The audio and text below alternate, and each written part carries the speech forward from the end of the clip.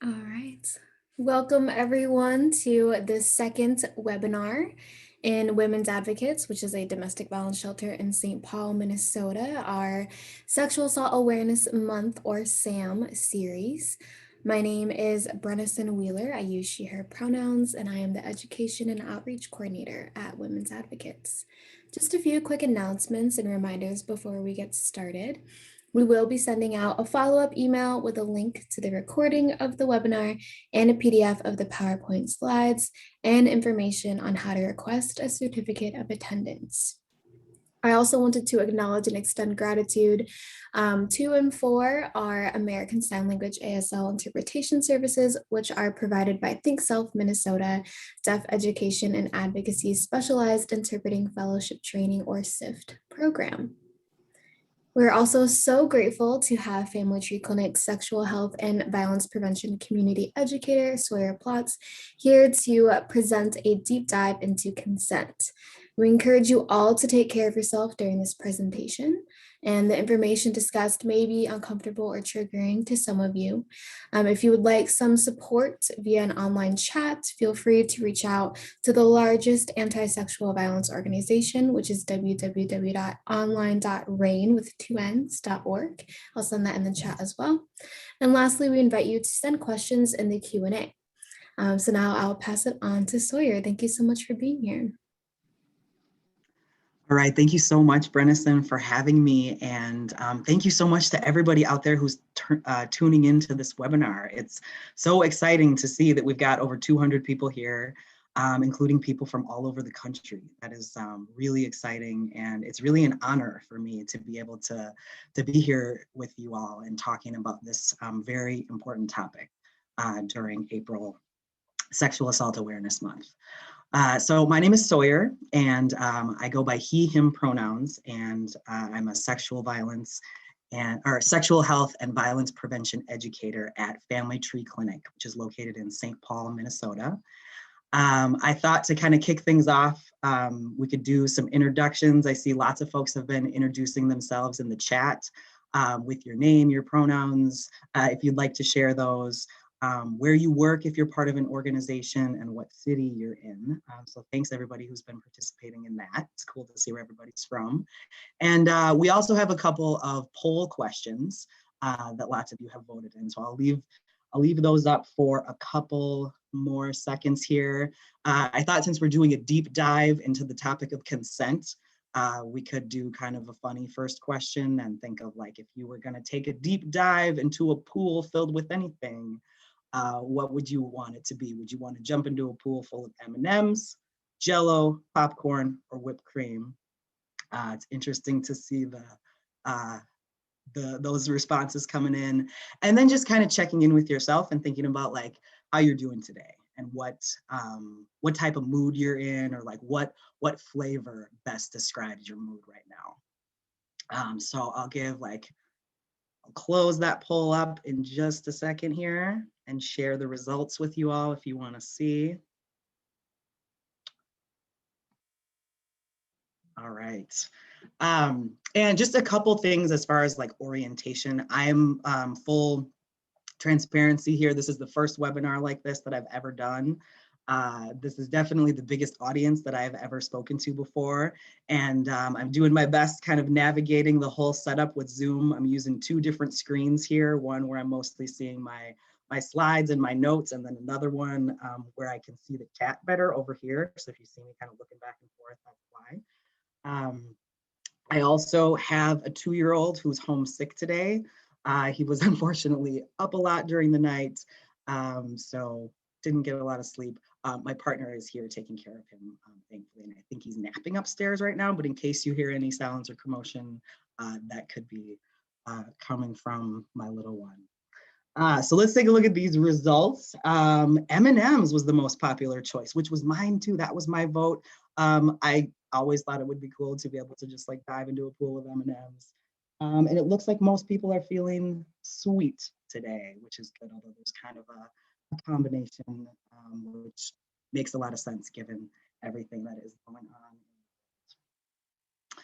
So I'm going to stop sharing those results now, and we can kind of get into our topic. So I'll just share a little bit more about myself too, like for folks who aren't familiar with Family Tree Clinic, we're a sexual and reproductive health clinic located in St. Paul.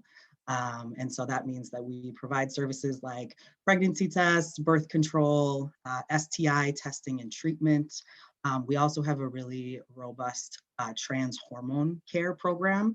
And we really try to focus a lot of our services on being accessible for people who are marginalized or just have a hard time getting healthcare in like bigger, more traditional medical systems. So a lot of our patients and people that we serve are LGBTQ people, low income people, people of color, people with disabilities. So we really try to focus on being accessible to folks. We take a lot of different kinds of insurance, and all of our services are available on a sliding scale as well. And we're currently in St. Paul, but we're going to be moving to Minneapolis in November. We're having a brand new clinic built, which is really exciting. So hopefully we'll be moving in there in November. And my role at Family Tree is I'm one of the educators. So Family Tree has had a really well-established community education program, really kind of ever since we opened. So back in like the 1970s, we've been doing sex education, which of course includes education about consent, about healthy relationships, about identity, all different kinds of topics related to the really broad spectrum that is what sexuality is all about. So that's my role, and just a little bit more about my background so you know kind of where I'm coming from and what my perspective is on these, on consent and on sexual assault prevention. I've been at Family Tree Clinic for about 1.5 years now, and before that, I was the education program coordinator at the Sexual Violence Center, which is a sexual assault advocacy agency here in Minneapolis, serving 3 of the biggest counties in the metro area, Hennepin, Carver, and Scott counties. So in that role, I did lots of presentations and things on like that about consent and bystander intervention, and really talking about like the root causes of sexual violence as well, and like why it happens in the first place and how we can try to change the culture around it so it's not as pervasive as it is. And then before that, I was a youth and schools program director at Outfront, Minnesota, which is a statewide LGBTQ equity organization. Worked there for about 3 years. Worked on helping get legislation passed for safer schools and bullying prevention, and then did a lot of work with LGBTQ youth and like GSAs, Gender and Sexuality Alliance groups, also doing some training for educators and GSA advisors and adults who support LGBTQ youth. And then before that, long time ago, like once upon a time, back in like 2005, 2006, I was a teacher. I taught 7th grade language arts, English, at a middle school in Andover, which is a suburb a little bit northwest of Minneapolis. So I've had, like throughout my career, I guess, I've always been involved with like education, advocacy around issues of gender equity, violence prevention, things like that. And then I wanted to just share a little bit more about like my sort of personal background and where I come from, because I think identity and experience always informs who we are and what our perspectives are. And so I think it's really important and helpful to name those. So I am white, I am queer and trans, I am native English speaker, grew up here in the Twin Cities, citizen of the US, grew up in St. Paul.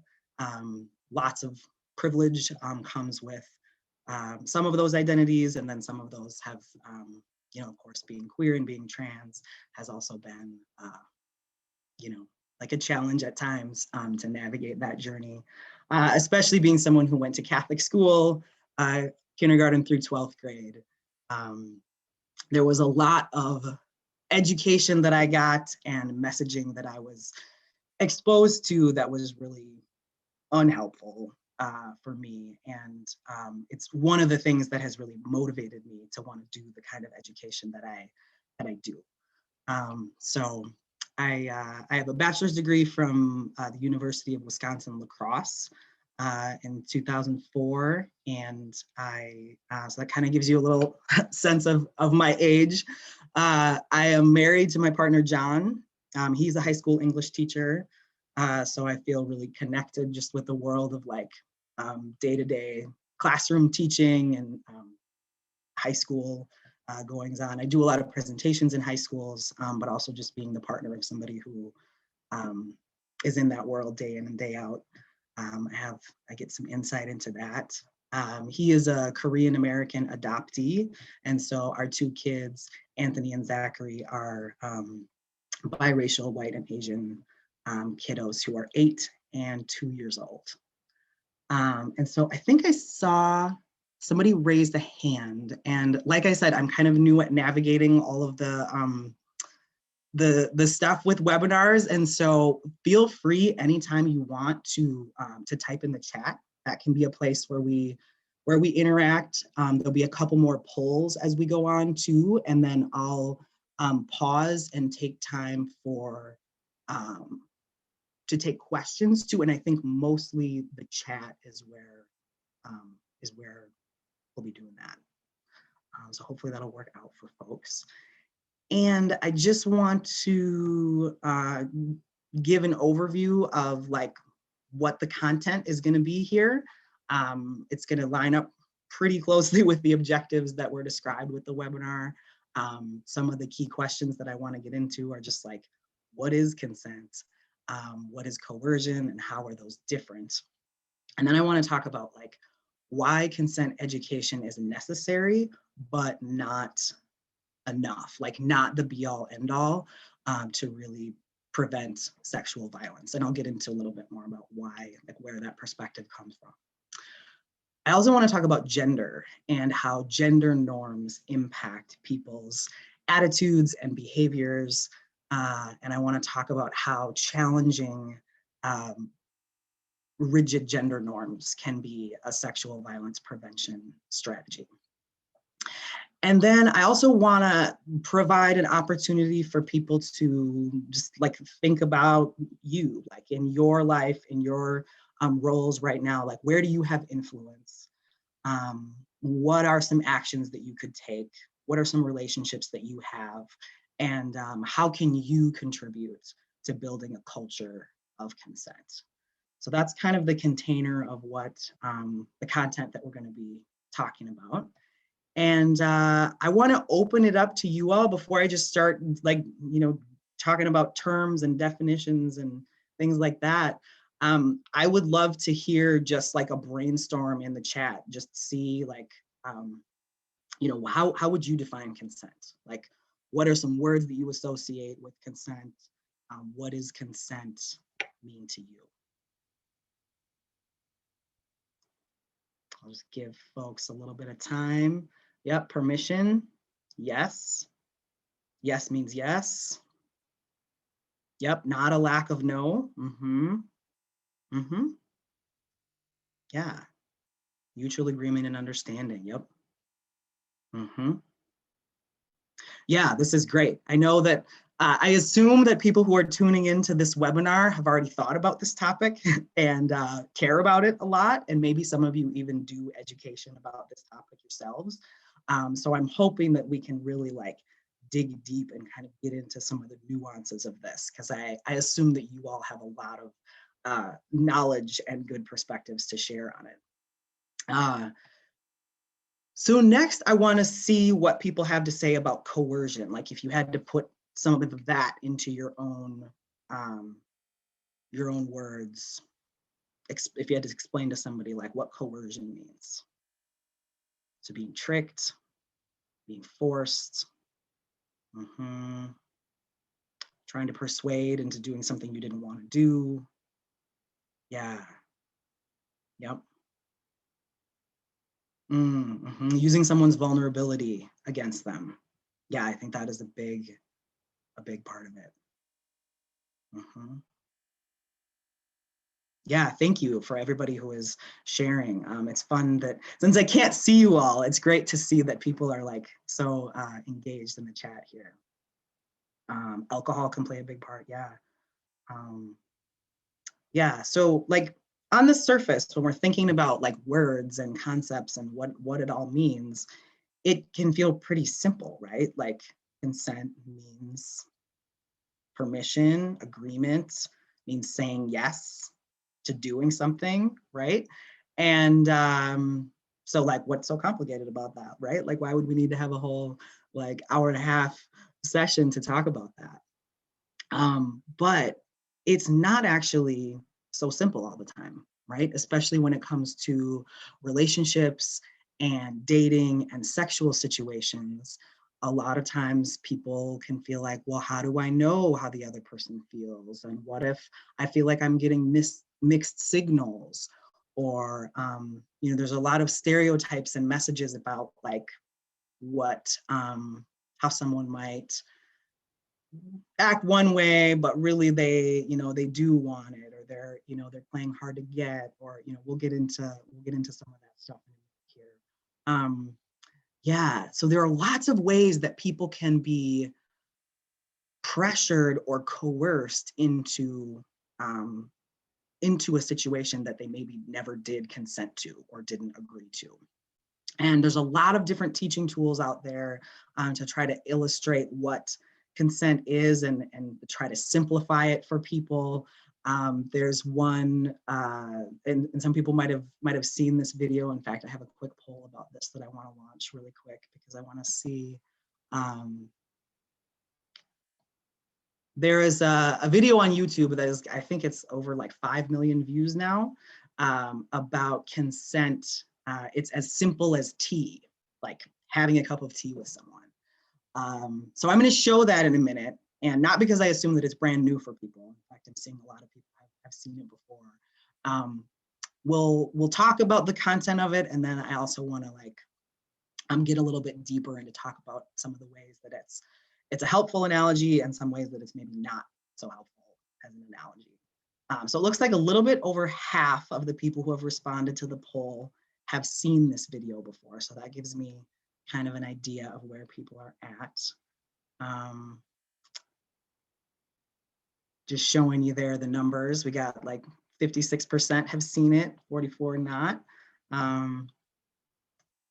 And so it's this video that I'll play in a second about just kind of like, you know, consent being like simple. Like here's just a really easy way to understand it. Simple as tea, right?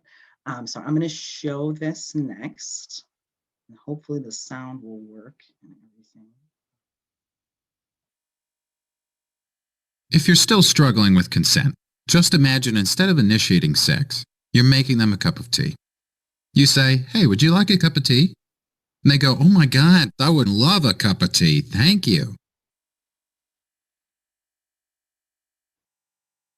Oops. Then you know they want a cup of tea. If you say, "Hey, would you like a cup of tea?" And they're like, you know, I'm not really sure. Then you could make them a cup of tea or not, but be aware they might not drink it. And if they don't drink it, then, and this is the important part, don't make them drink it. Just because you made it doesn't mean you are entitled to watch them drink it. And if they say no thank you, then don't make them tea. At all. Just don't make them tea. Don't make them drink tea. Don't get annoyed at them for not wanting tea. They just don't want tea, okay? They might say, "Yes, please. That's kind of you." And then when the tea arrives, they actually don't want the tea at all. Sure, that's kind of annoying as you've gone to all the effort of making the tea, but they remain under no obligation to drink the tea. They did want tea, now they don't. Some people change their mind in the time that it takes to boil the kettle, brew the tea, and add the milk. And it's okay for people to change their mind. And you are still not entitled to watch them drink it. And if they're unconscious, don't make them tea. Unconscious people don't want tea. And they can't answer the question, "Do you want tea?" because they're unconscious. Okay, maybe they were conscious when you asked them if they wanted tea. And they said yes. But in the time it took you to boil the kettle, brew the tea, and add the milk, they are now unconscious. You should just put the tea down. Make sure the unconscious person is safe. And this is the important part again. Don't make them drink the tea. They said yes then, sure, but unconscious people don't want tea. If someone said yes to tea, started drinking it, and then passed out before they'd finished it, don't keep on pouring it down their throat. Take the tea away. Make sure they're safe, because unconscious people don't want tea. Trust me on this. If someone said yes to tea around your house last Saturday, that doesn't mean they want you to make them tea all the time. They don't want you to come around to their place unexpectedly and make them tea and force them to drink it going, but you wanted tea last week. Or to wake up to find you pouring tea down their throat going, but you wanted tea last night. But if you can understand how completely ludicrous it is to force people to have tea when they don't want tea, and you're able to understand when people don't want tea, then how hard is it to understand it when it comes to sex? Whether it's tea or sex, consent is everything. And on that note, I'm going to go make myself a cup of tea.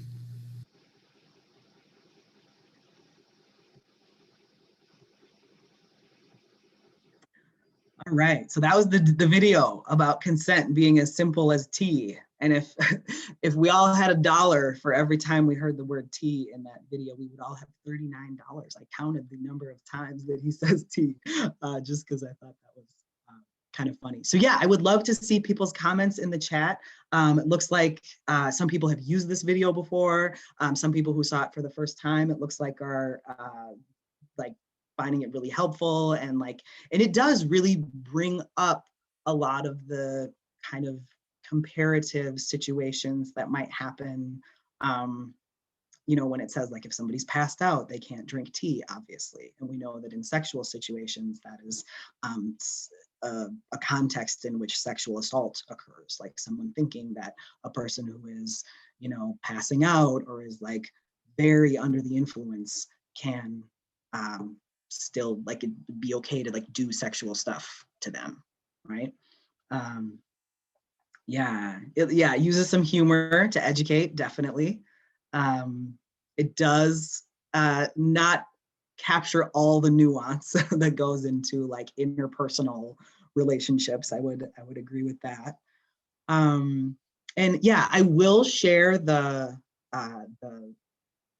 link to this video, and all of you, everybody who is registered for this webinar is going to get all of these slides, and is going to get a resource document that has links to not only the T video, but a bunch of other videos and teaching tools and resources that I have found helpful and that I used a little bit as I was putting this together.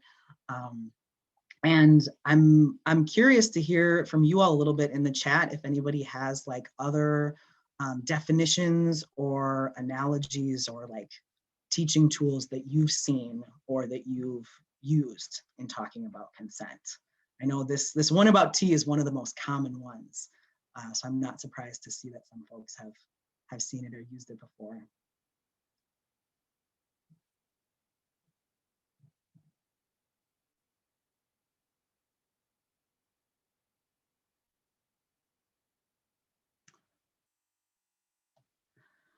Well, there's a lot out there. As we're getting into this, I just want to highlight, some of the key words and concepts that were raised in the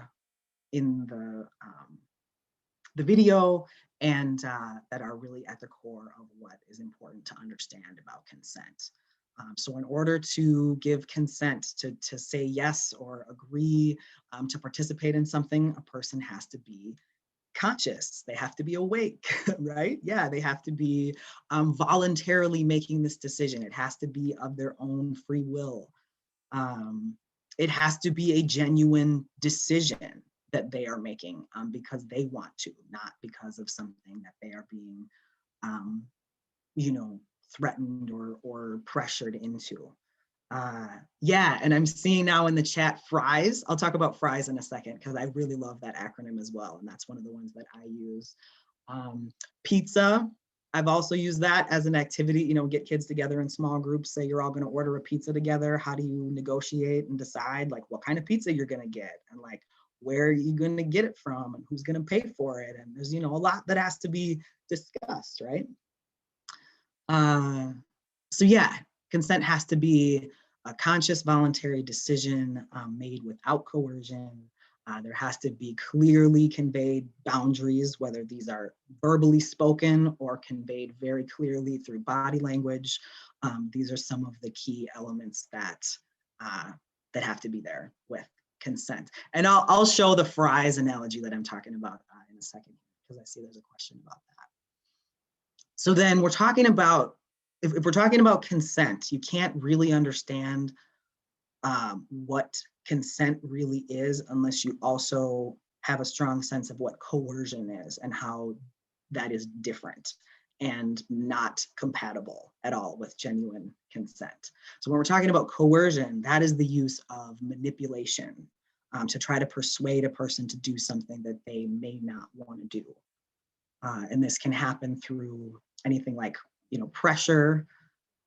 So just like, you know, repeatedly asking and kind of not taking no for an answer, or suggesting that like, hey, you owe me this because, you know, any number of reasons or excuses that a person could give, like because we've been together for so long, or we've been, you know, because I paid for dinner, or I gave you a ride home, or you said you loved me, or, you know, all of the things that a person could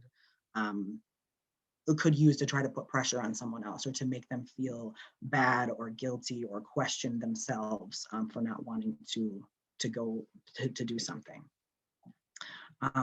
Intimidation, like anything that might make a person feel afraid of what would happen if they say no, is not compatible with consent. Like if a person is going along with something because they're scared or they feel intimidated, that's not real consent.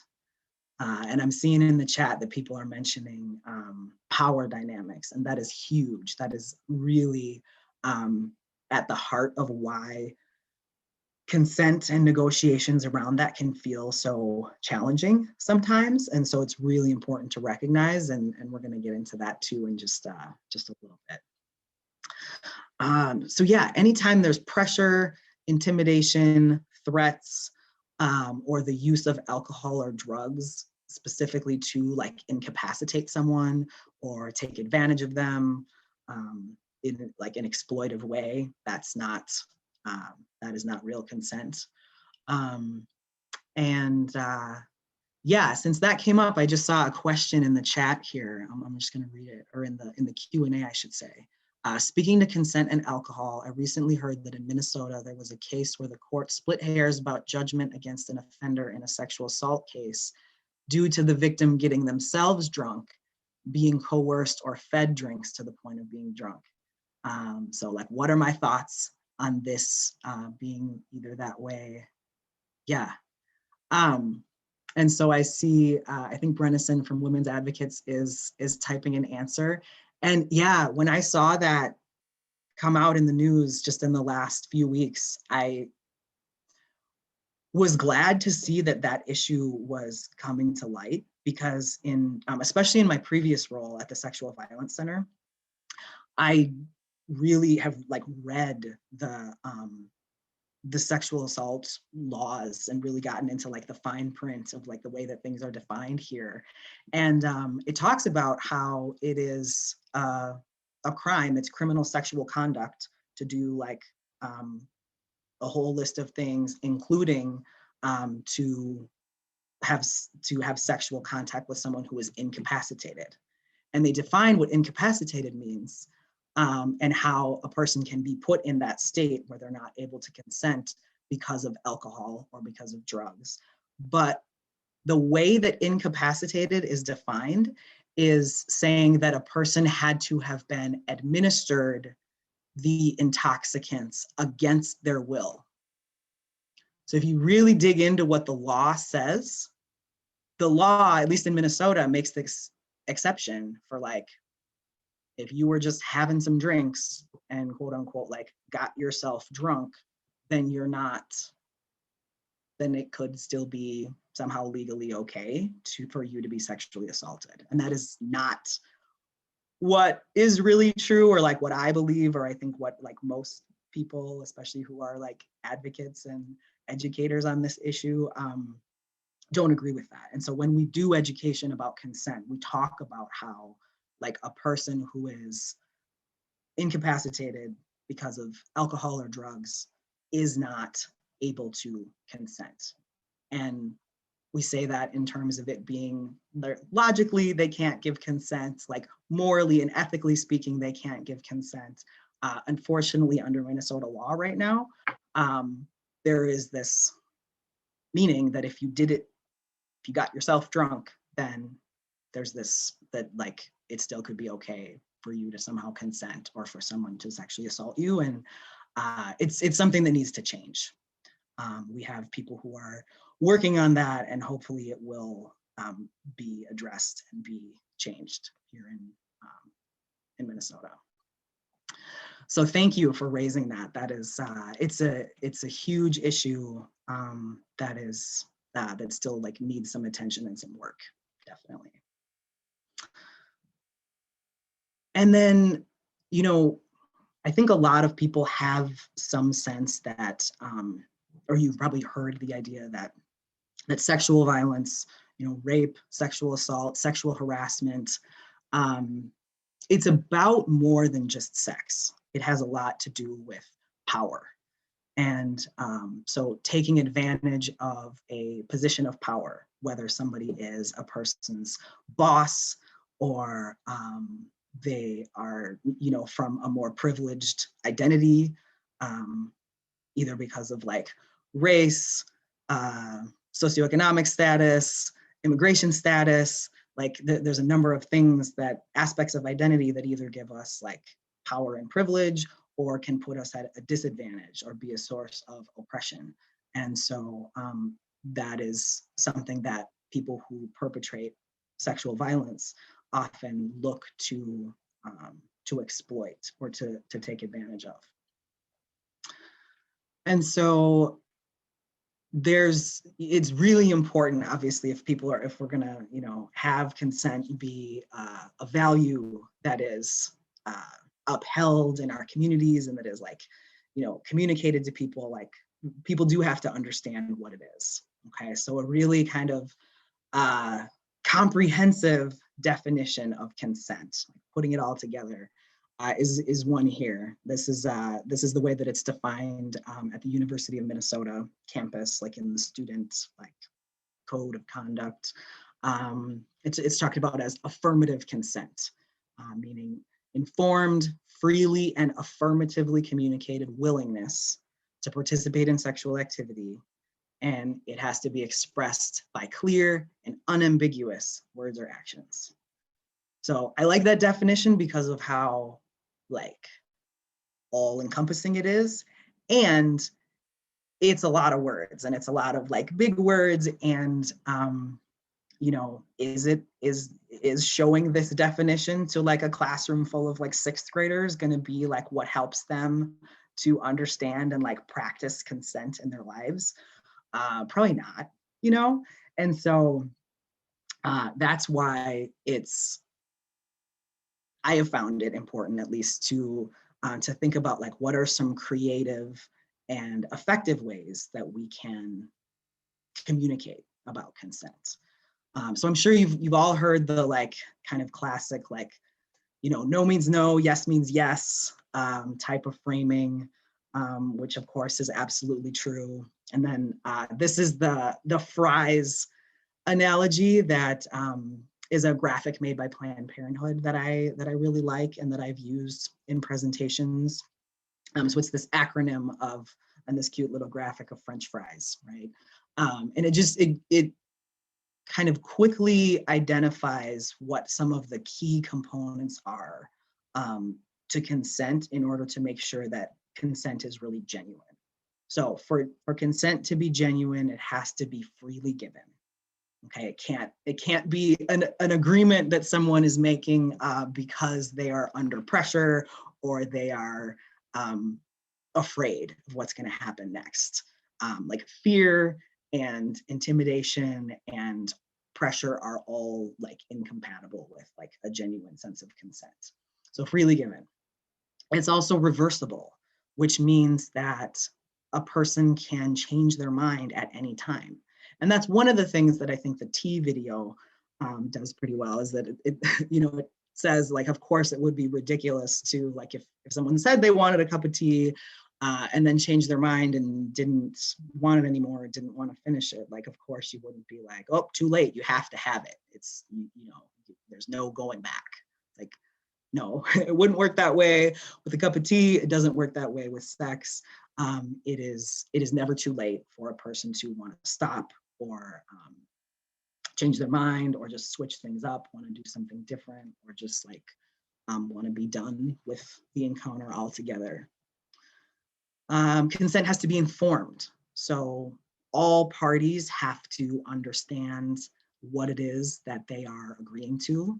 Everyone has to be like being honest about who they are, about how old they are, about what their intentions are, even if there's an agreement that you're going to use a condom, that has to like be honored and upheld. Like removing it or like not using it even after you said you would be a violation of consent. And of course, the person has to be like having all of their like mental decision-making abilities and ways of being able to make an informed decision. So not being intoxicated to the point of being incapacitated or things like that. The E is enthusiastic, which I saw some commentary about that in the chat too. That and that's part of what goes into having it be like really clearly communicated. Is that it isn't kind of like a, oh, okay, I guess I'll go along with this, but more of a genuine like feeling that like, yes, this is something that that I want to do, that both like whoever is involved is agreeing to and feeling good about. And when I talk with students about this, I try to like put some nuance around it too. Like, it's okay if you're not like bouncing off the walls with like excitement and enthusiasm. I mean, you might be feeling excited, but it's also really normal and common to like feel a little nervous or a little hesitant, or like a person can also know that they want to have sex but also feel a little bit tired or distracted at the moment. And that's fine. Like, over the top enthusiasm doesn't have to be like the most predominant like emotion expressed, as long as it's really clear that this is something that a person genuinely wants. And then lastly, the S in the FRIES acronym stands for specific. And this is a really important piece of it, that when people are consenting to something, there has to be an ongoing clarity about what it is that they are agreeing to.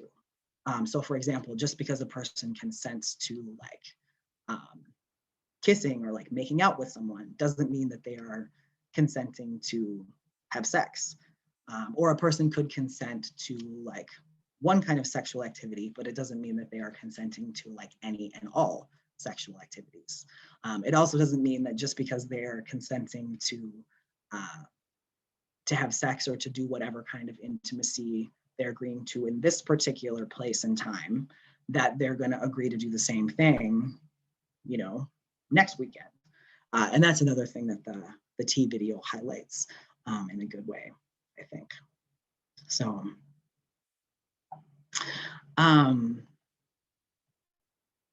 I see in the chat, there's a comment on thoughts on intoxication that isn't to the level of unconscious. That's such a good question and such a real thing to grapple with, I think, because it would be easy for me to, a person could be like, any amount of being under the influence means like it's impossible to have consent, and it's therefore a crime and sexual assault. And I think in the real world, it's not so black and white as that. But what I tell what I tell students when I'm working with them and addressing this issue of alcohol is that it is advisable to be like fully present and coherent and not be under the influence of any substances when you're in wanting to engage in sex, because it is a big risk to be under the influence and to potentially like be doing things like, you know, initiating activities that you wouldn't otherwise do, or, you know, putting yourself in a position where you're not as easily able to pick up on the cues that someone else is giving about where their comfort level or where their interest level is.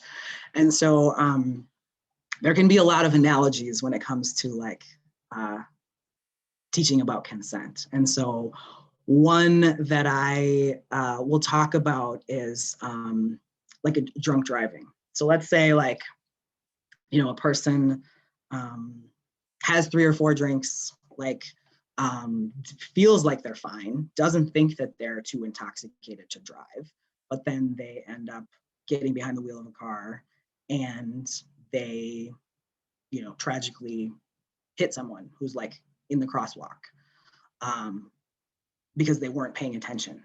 And so even if they didn't realize that they were drunk or didn't like mean to hurt anyone, didn't have any bad intentions with that, they still like caused harm to someone in a very real way that they are going to have to be accountable for, both like legally and morally and you know, in all possible ways. And so and they'd have to be like legally accountable for that too, right? For drunk driving and for hurting someone. And even if the person who was walking across the street also happened to be drunk, maybe they had a few drinks too, still the person who got in the car and like ran them over would have to answer for what they did. And so being intoxicated does not absolve you from having committed a crime.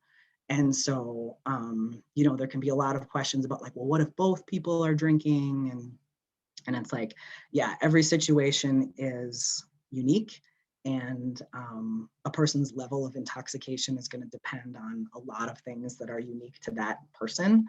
But in the end of the day, especially if you are the person who is initiating the sexual contact or activity, that means that you are the one who is responsible for your actions. And so I could go on longer about this, but we've got a lot more content to get to. So I appreciate people bringing this up, and yeah, it's really important thing to be aware of. So let's see what we have next here.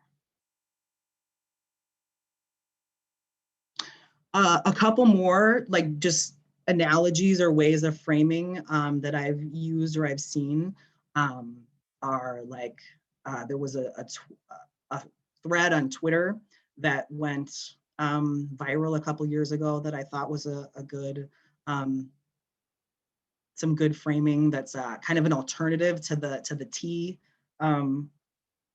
explanation, but that it is similar, is this idea of like trying to borrow $5 from someone. And like, for example, if you ask me for $5 and I'm kind of out of it and I'm like, what? And then you just come up to me and like take the purse or the wallet out of my hand, and maybe I don't grab it back from you and I don't say, hey, stop. I don't say yes or no, but clearly I'm like unable to really, you know, resist what you're doing. Like that's not okay. That's stealing. Like you can't just take $5 from me and then say, well, you didn't say no, so it's fine.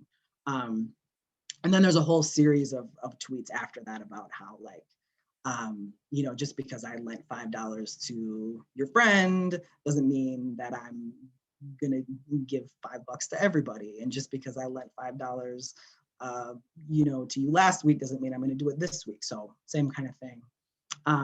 There's also a video, a 2-minute video about asking to borrow someone's phone. And that's one that I've used, and that it brings up a lot of the same kinds of aspects of consent that are important to cover. And some of the reasons why I like the $5 analogy and the borrow the phone analogy is I think it can be sometimes a little bit more relatable for people who, for high school kids or like middle school kids in the US, where like having a cup of tea is not something that they can really, they would ever do or like relate to. And I think they get what it's talking about. But the fact that it's British and that it's using this very like kind of British custom of having tea with someone could be a barrier for someone like, well, I don't ever drink tea. This doesn't have anything to do with me, you know? So that's why it's good to have kind of like multiple ways of framing. And then a really important point that is really like just underneath all of this stuff about like, you know, getting people to understand what consent is and how that's ultimately like just not enough to tackle the problem that we're dealing with. It comes from this article that I included a long quote from it, but I just think it's such a good point and it's really important to share. So it came from this article called "Taking an Umbrella into a Hurricane: Why Consent Education Should Be Step 2 in Our Work to Eliminate Sexual Violence." And so this is their take on it. The problem with consent education is the presumption that the perpetuation of sexual violence is based on a lack of understanding about what constitutes consent. With near daily stories of sexual abuse in sports, the church, the media, houses of government, entertainment, the military, schools, and so much more, do we honestly believe that the aggressors didn't know the rules? If they all didn't know, why were the doors locked, the music turned up, the careers threatened, the incidents covered up, the priests relocated, the victims discredited, and the settlement payments made? So if it was really like a misunderstanding, just like not knowing what consent is, like why all those efforts to cover it up, to silence the victims, to intimidate the victims after the fact? And ultimately, the problem isn't that they didn't know what consent was, the perpetrators. The problem was that the power they hold, based on their positions, their statuses, their identities, allowed them to get away with it, or sent a message to them that was so strong that like, hey, you're entitled to this. This is fine. Like what you want right now is more important than like what this other person is experiencing, and you're gonna get away with it. And there's messages just pervasive all over our culture that suggest that that's true and that continue to reinforce that. And so, of course, consent education is important. I'm not going to say that like it isn't worth it or something, but just going to all kinds of efforts to define it isn't ever going to be enough because of everything that's going on under the surface, all of the different nuances and the complexities. So that's why I like this this consent iceberg framing here that really highlights the personal and social impacts of power. And so it just points out that consent is most often thought of as just like a negotiation between two or more individuals. And the little dialogue that's happening is the like, hey, want to make out? And then the other person says, yeah, I'm into that.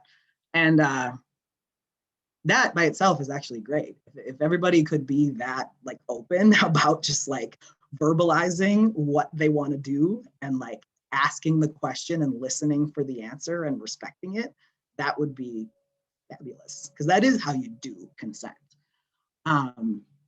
But this talks about how like the tip of the iceberg is like that little interaction is just like part of what's going on at that personal and interpersonal level. But that deeper consent is impacted by systems of power. And so an unequal balance of power is going to influence that negotiation. So if those two people are not just like classmates or people of a similar age who have like an equal balance of power between them. If one person is a lot older, or if one person is a boss or a teacher or an elected official or somebody who is like in a much higher position of power, that's going to make it more difficult to know if consent has actually been freely given.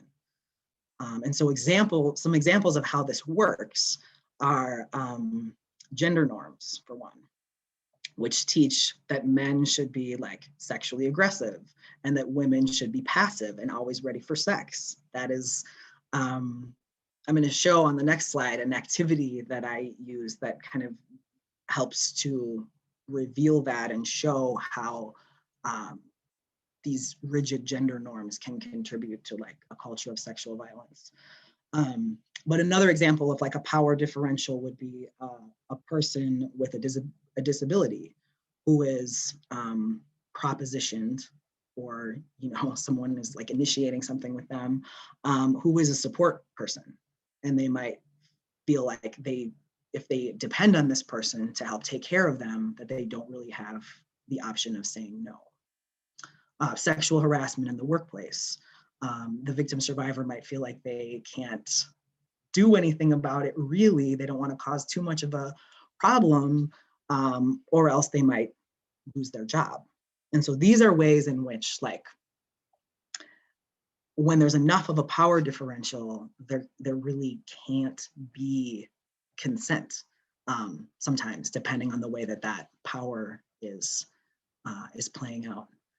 And so next, I want to take a little bit of a deeper look at gender.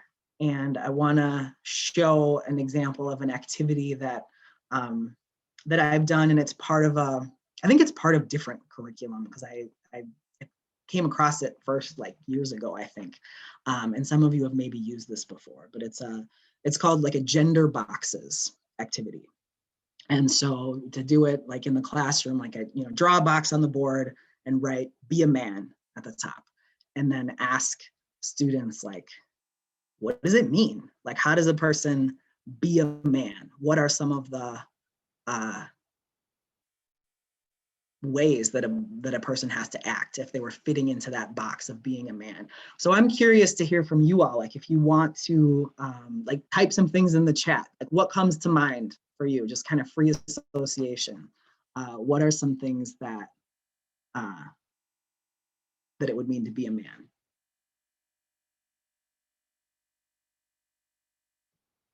Men don't cry, never apologize, tough. Okay, yep, stoic expression, not showing emotion, violent. Taking care of your family, kind of being like a protector, provider.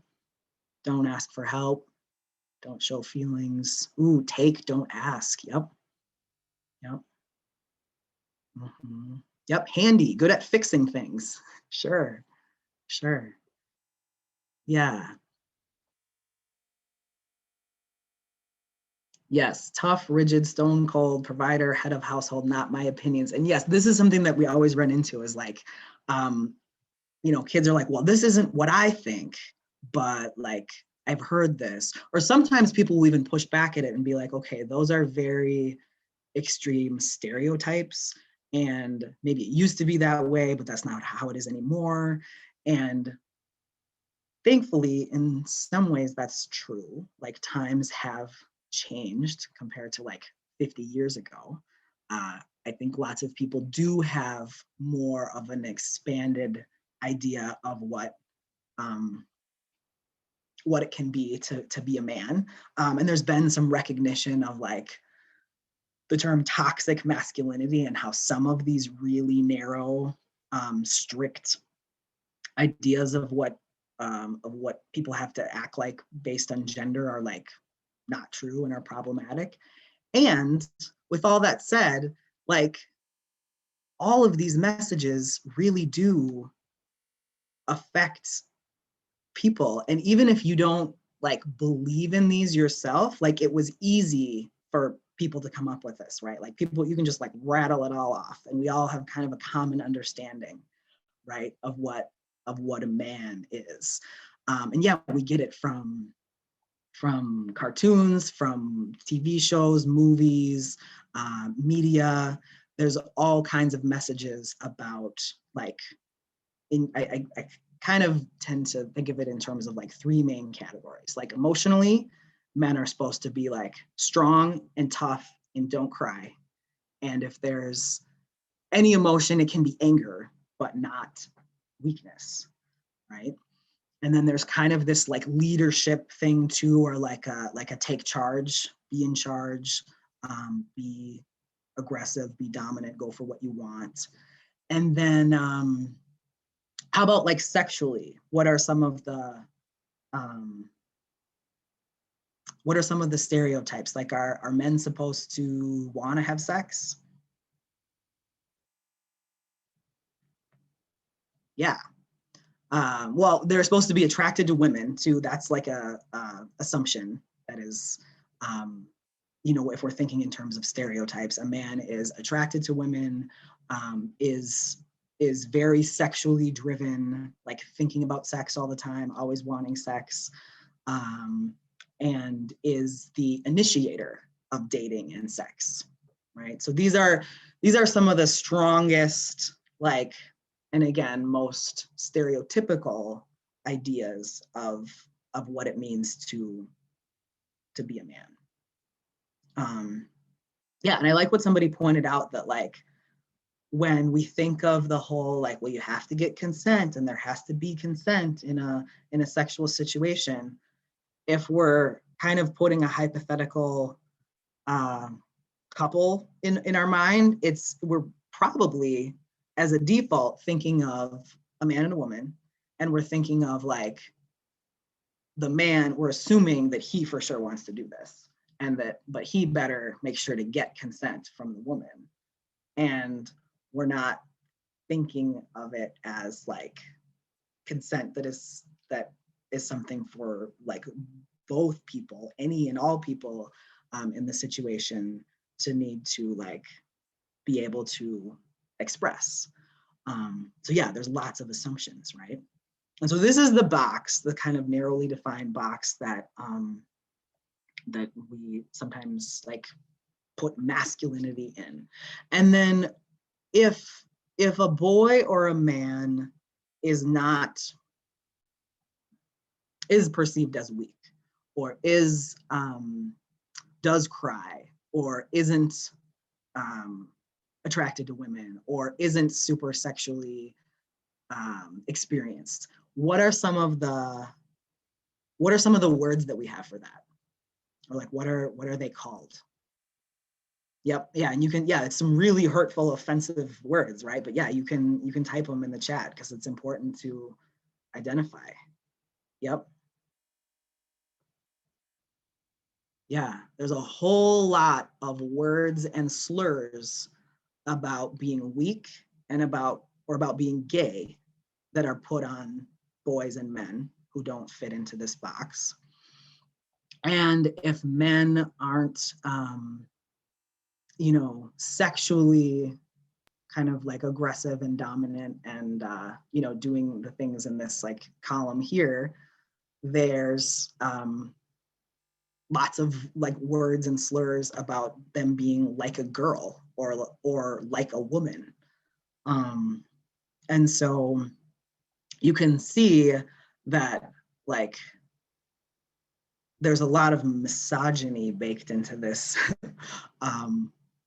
this view of masculinity, right? That like there's this whole bunch of things that you have to be, and when you don't fit it, you are called words like pussy or bitch or sissy, or all these really offensive words that like most boys and men like don't want to be called, and they are words that are associated with girls and women and femininity.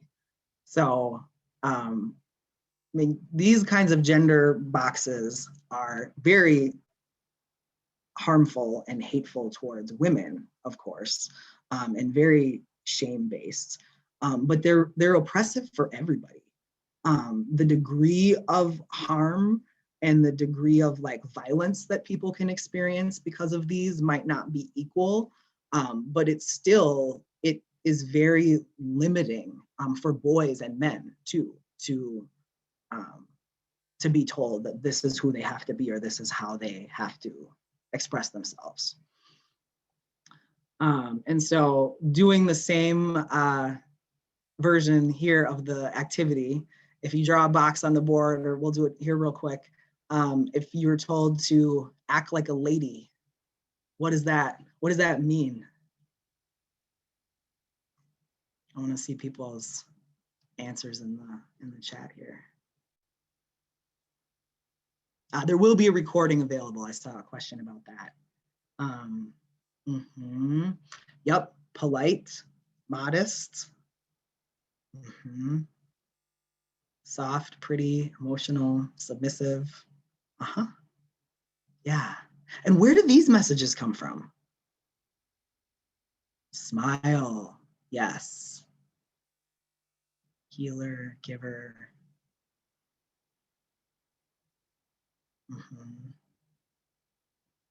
Right, like flexible, accommodating, be proper. Don't like swear or use bad language. Yep. Yeah. Yeah, and a lot of people absorb this through media, and sometimes people are just overtly told these kinds of things, right? By like, even sometimes by like moms, grandmas, aunts, by other women who were raised this way and think that they're doing their duty by teaching their girls how to act and how to be, right? Yeah, and so like what I've got here and what I see as common answers when we do this activity are exactly what like you all are sharing.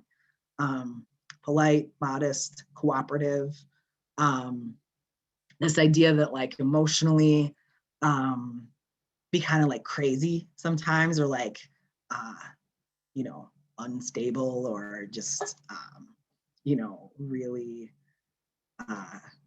like, you know, kind of off, like over the top, or like out of control sometimes, and being like moody, or and then how about with sex and dating? What are some of the messages that girls and women are given? So they're supposed to be innocent, I see.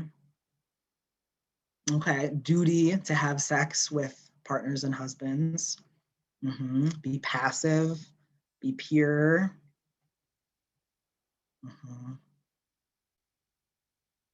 Yeah, yeah. These messages are absolutely part of like a violent or toxic masculinity and patriarchy. Lady in the street and a freak in the sheets. Yeah, there's kind of like a both and that women are supposed to be able to embody somehow. Again, the assumption is that they're going to be attracted to men, that they're supposed to be passive, but also available, that they're supposed to be like attractive, right? There's certain conventional ideas of what is attractive in terms of like hair or makeup or dress. And so they're supposed to be like attractive, but like not too much.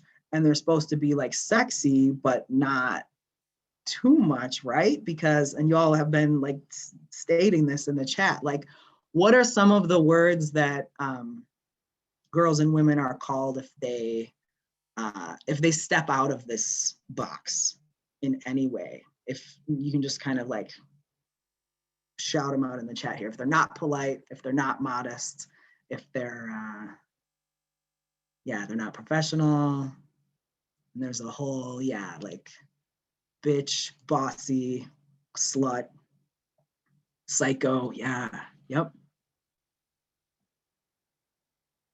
Yeah, so there's a whole bunch of words and slurs that girls and women are called when they are, if they don't, like, if they aren't fitting this narrowly defined box.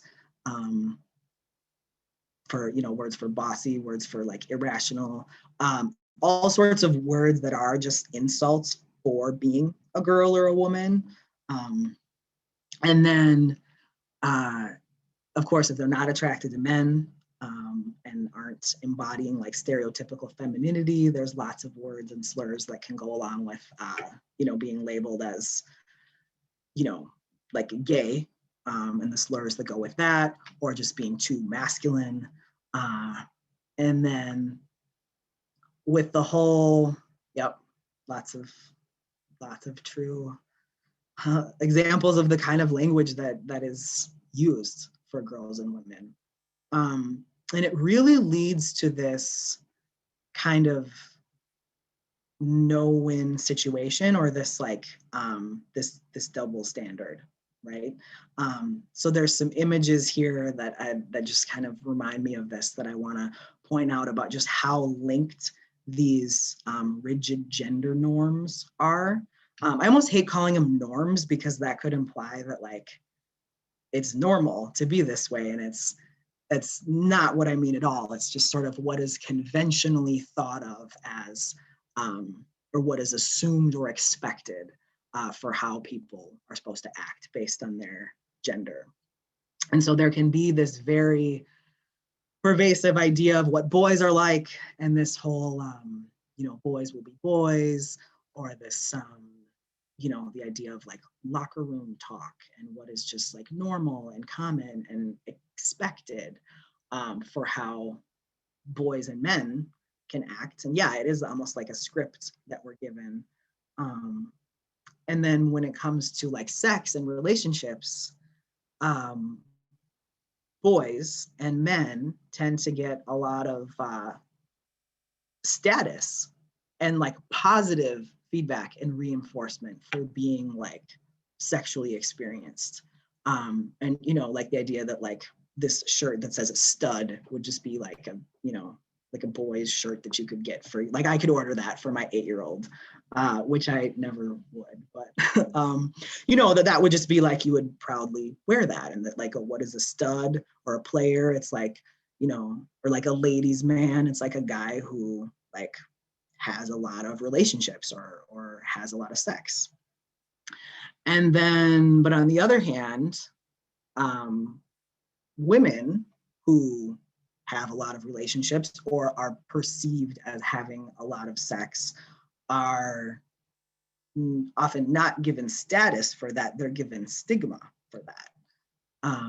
And so like, if you all have seen The Breakfast Club, classic 80s movie, that character, I think Allie or Allison is her name, she says like, if you haven't had sex, you're a prude, and you get called, like, why are you uptight, or why are you, what's wrong with you, you don't want to have more sex. But if you have, then you're a slut, so it's a trap.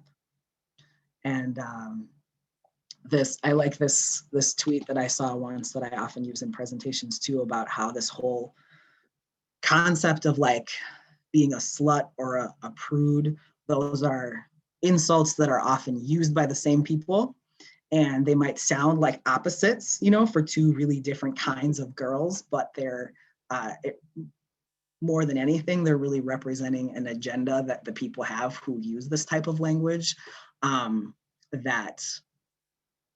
they're really like conveying an attitude about girls and women and sex that says, the complaint isn't really about like how much or how little sex a person is having. It's a complaint about who's getting to control the sex. So like if a guy calls a girl or a woman a prude, it's probably because he isn't getting what he wants. Like, she isn't wanting to do or go along with as much like sexual stuff as he's wanting to do, right? And if she's being called a slut, it's probably because, she's somehow had been given this reputation as like having a lot of sex with people who aren't me, or aren't, the people who are talking about her that way. And so it really does come down to like power and control. And so you can see just kind of like intuitively that if men are being thought of as being, sexually aggressive and dominant and driven, and it's just like normal and natural for them to always be wanting sex and to be like in charge. And if women are being told that you're supposed to be like passive and accommodating and polite and desirable and available, it just like sets this stage for something like consent to not really be like valued or respected in the way that it should be, or at least not viewed as like an equal opportunity for communication and discussion, and that like no is a perfectly valid response, and it doesn't have to come along with judgments. Like a person's no or a person's yes should not need to have all kinds of extra like status or stigma placed on it, especially not based on gender. And so the CDC has actually studied this, and it isn't just like, wild guess that a belief in rigid gender norms has something to do with sexual violence. It's actually been studied and found to be correlated with a person's likelihood to perpetrate sexual violence. So in general, just rigid gender norms are a problem because, not just for girls and women, but they limit the ways that people of all genders can express themselves. They can create pressure that can negatively impact people's mental health and relationships. And again, not just for girls and women, but if, when boys are told you have to be like tough and strong and you can't cry and you can't share your feelings, like that has a negative impact on their mental health, to feel like they have to hold all that in or that they can't express that. And these kinds of beliefs are really foundational to like the harassment and discrimination and violence that happens against the LGBTQ community specifically. Because, as we identified in those gender boxes, the basic assumptions about like men is that they're supposed to be, when they're supposed to identify as men and not be transgender, or that they're supposed to like identify as the sex they were assigned by birth. They should express themselves in a masculine way, and they should be attracted to women. And like the opposite is true for, girls need to like be a girl, be feminine, be attracted to men.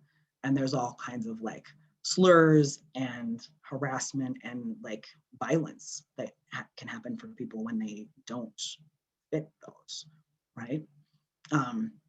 So not only are they harmful in those ways, but they are linked to sexual violence, like as I was saying earlier. And so some of the findings from the CDC that you can read about more if you go on their website are that perpetrators of sexual violence have higher degrees of general hostility toward women. They are more likely to have a worldview that values like hypermasculinity, or like in their words, like the exaggerated adherence to traits that are stereotypically associated with men. They're more likely to have a general tolerance of sexual violence within the community. They're cool with societal norms or ideas that support males being superior and entitled to sex from women. Kind of going back to, I remember seeing when we were talking about the messages that girls get about how to act like a lady, like part of what girls are sometimes told by their moms and grandmas and aunties is like, it's part of your duty to be available to have sex, especially like once you're married. But being married to someone or being in a relationship with someone is not automatically consent to have sex. Like consent is an agreement that needs to be there every time, right? And so, but yeah, any kind of norms that support male superiority and being entitled to sex, or women's subservient or inferior position, or the expectation that they are sexually submissive are going to be reinforcing of a culture where sexual violence is common, the way that it is in the culture that we have. And yes, I'm seeing in the chat, there is a fabulous documentary. It's really kind of intense. And like, it was emotional for me to watch and just think about as the parent of two boys. It's called The Mask You Live In, and it does a really good job of illuminating all of the messages and expectations that are put on boys and the harm that can have for them as they're growing up and trying to navigate like just how to be a man and how to be a human in the world. So I would definitely recommend checking out The Mask You Live In. And so I know we're getting to the end of our time here, and I've got more, and I so appreciate everybody who has like been part of this and has been so interactive with the content here. And you know, we're doing this deep dive into consent, right? And so we talked a lot in the beginning about like what consent is and like what are some good ways to frame it or to teach it and talk about it. And like consent education, which is like a big part of what my job is at Family Tree, is like, it's super important, of course. I would like to think it matters and it's important, but that in order to really make an impact, it has to be part of a broader culture change, and where we aren't just trying to teach kids how to like memorize an acronym about consent or memorize a definition about consent, but that we're really thinking broadly about culture and how we can change it. And so when I say culture, I mean like all of the attitudes and beliefs and actions that combined that shape the way that people express themselves and communicate, the way that they treat other people, and the way that they interact with and within all of society's systems. So like our education system, our healthcare system, our political system, right? And culture is also just like what people think of as like normal, acceptable, and the way things are. And so tying back to the tea video for a little bit, as I was prepping for this webinar, I came across a really helpful analysis of the Consent is Like Tea video that I found to be really helpful at kind of getting like deeper into like what is maybe not quite so helpful or really not as maybe even like, I don't want to say problematic, because I don't think it's wrong to use the tea video, but I do think that there are certain good points that can be made about ways that it falls short, or just more kind of context that needs to be put around it. Because again, thinking about the iceberg, how there's more to an interaction about consent than just the conversation of like, hey, do you want to do this? Or like, we're going to do this, right? There's all of the messages that we have absorbed our whole lives.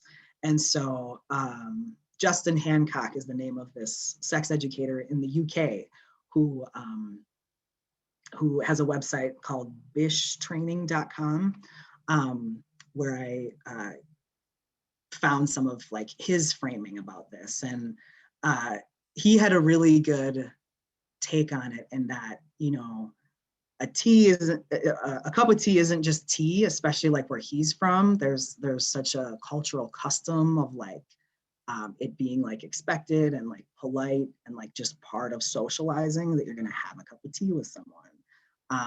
And the same with sex, like there can be these messages that like, you know, sex is something that you're supposed to want to do. Like it'd be weird if you didn't want to do it. And like, it'd be weird if you were, you know, like it says, only sad losers drink tea by themselves. When you're in a relationship, like, of course you'll have tea.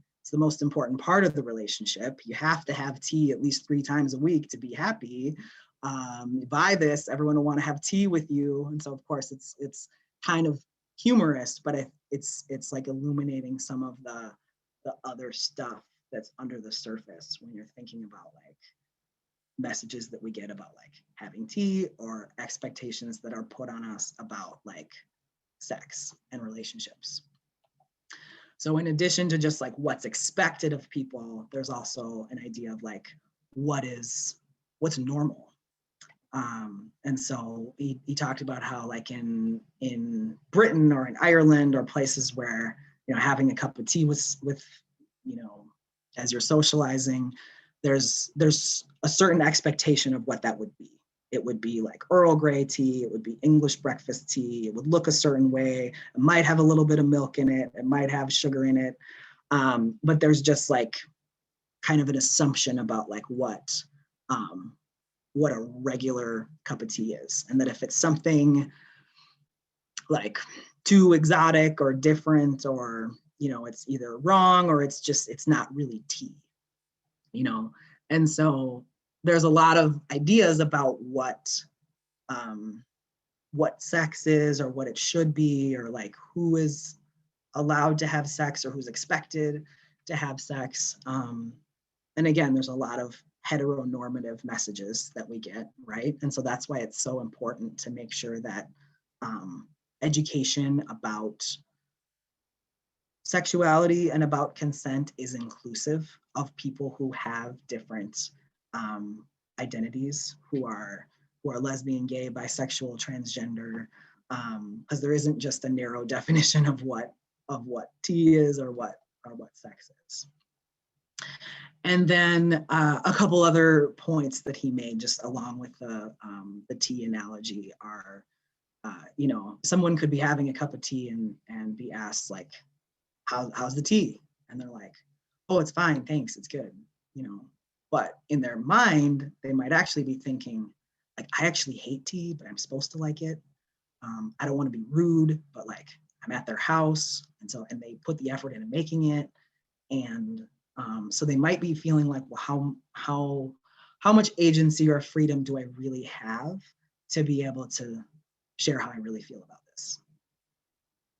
And then, you know, besides the how much agency do I have question, there's the question of like, well, what are the actual skills that are needed to practice consent? So not just like, what are the definitions to memorize or the acronyms to tell me how to define it, but like, what are some examples of what it looks like and sounds like when people are valuing and centering consent?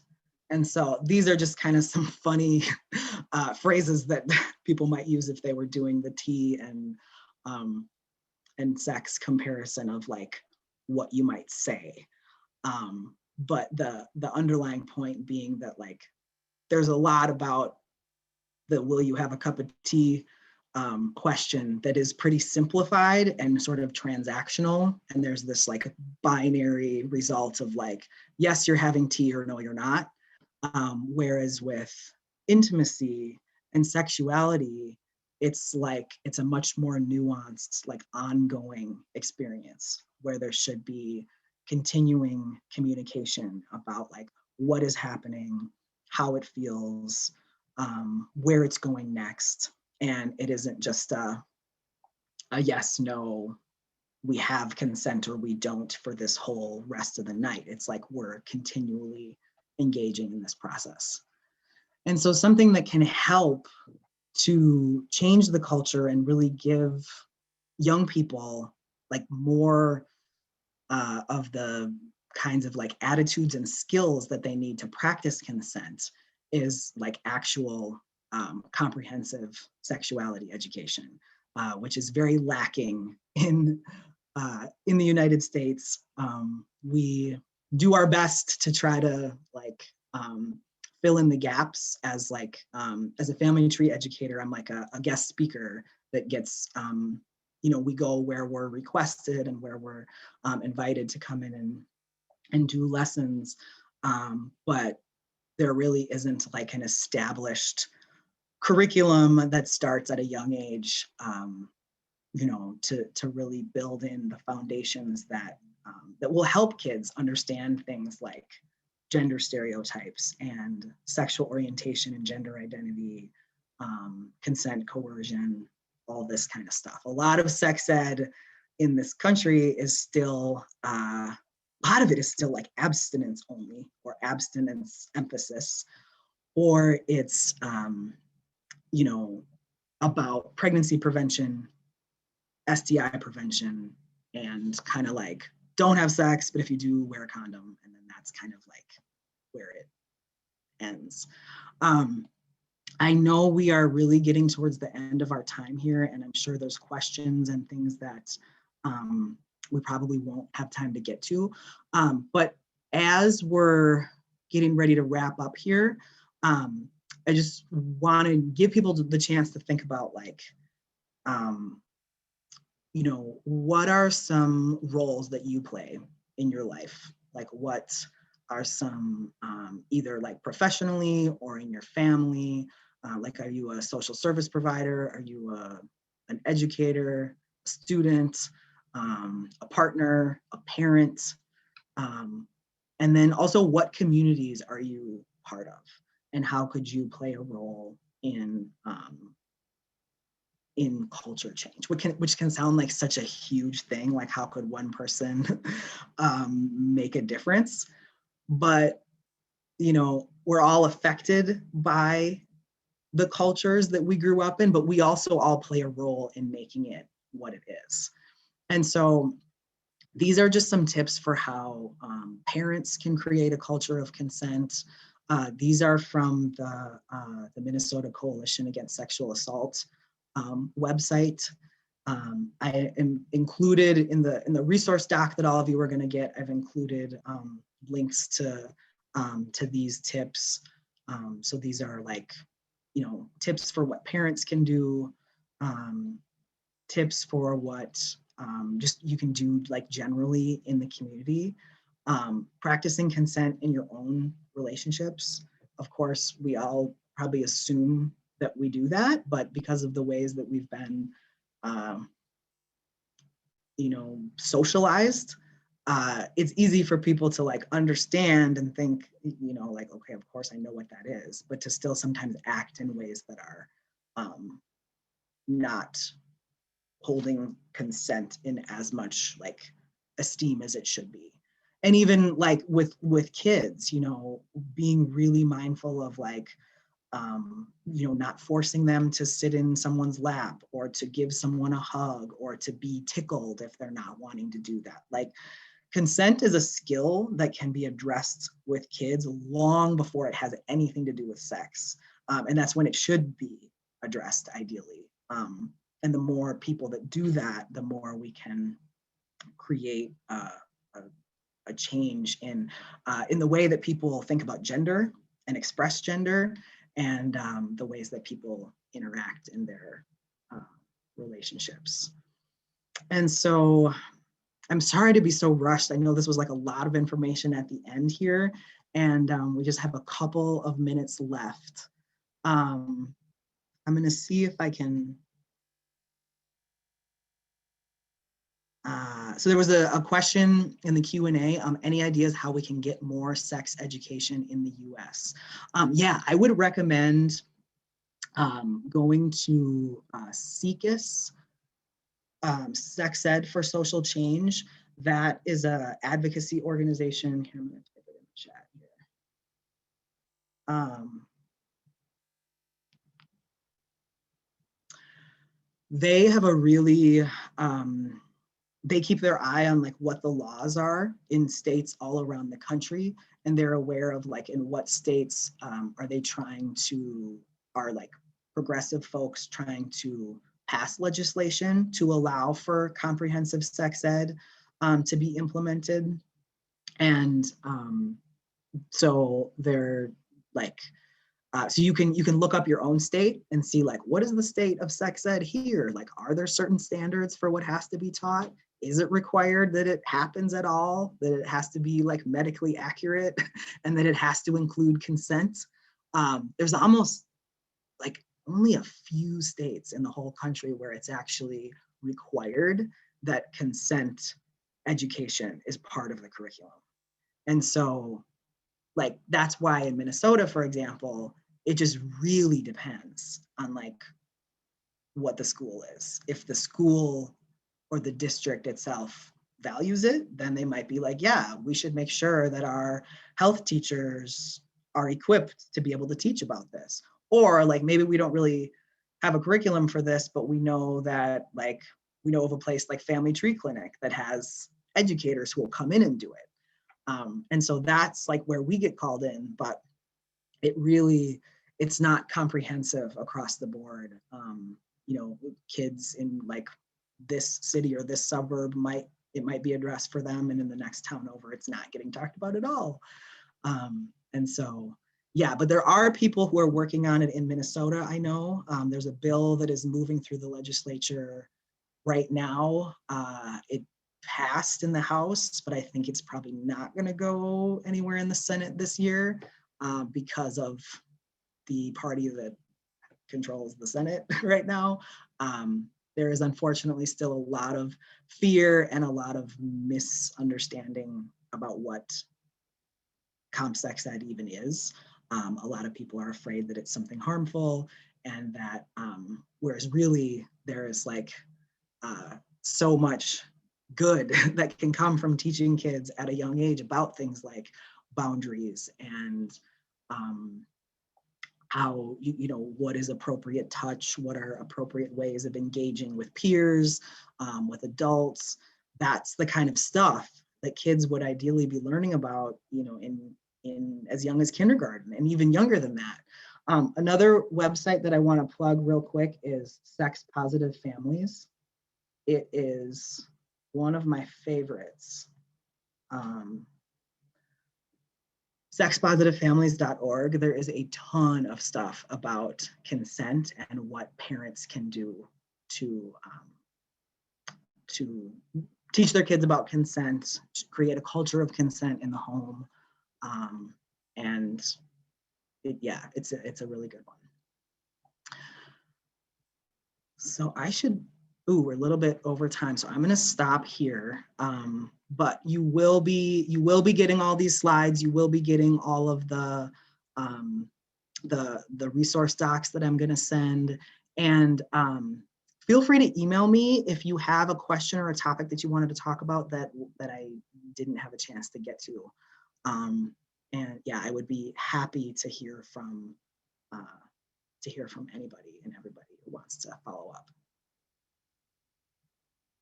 I'm going to put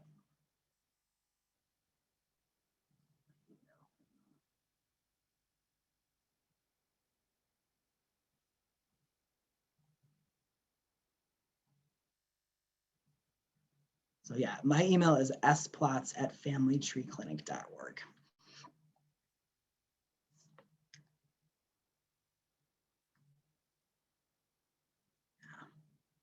Yeah, so you're welcome, and thank you so much, everybody, for participating in this. I really appreciate all of you, and hope you have a great day.